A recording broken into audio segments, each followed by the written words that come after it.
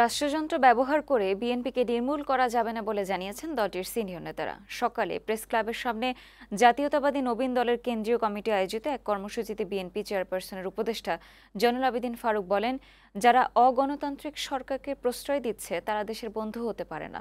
এ সময় বিএনপির যুগ্ম মহাসচিব মোয়াজ্জেম হোসেন আলাল বলেন, প্রতিবেশী দেশ বাংলাদেশকে তাদের নিয়ন্ত্রণে রাখতে চায়, কিন্তু দেশের মানুষ তা মেনে নেবে না। ক্ষমতাসীনদের হঠাতে দলের নেতাকর্মীদের ঐক্যবদ্ধ থেকে রাজপথে আন্দোলনের সোচ্চার থাকার আহ্বান জানান তিনি। বাংলাদেশের মানুষ একটা আশ্রয় খুঁজছে, একটা নেতৃত্ব খুঁজছে, একটা পতাকা খুঁজছে, একটা প্ল্যাটফর্ম খুঁজছে, যে কোথায় গিয়ে আমরা আমাদের প্রতিবাদের ভাষাকে সমন্বিত আকারে এই সরকারের বিরুদ্ধে বিদ্রোহী হিসেবে প্রমাণ করতে পারি। যতই আজকে বাংলাদেশ জাতীয়তাবাদী দলকে আপনারা নিঃশেষ করে দিতে চান, কোনোদিনও পারবেন না।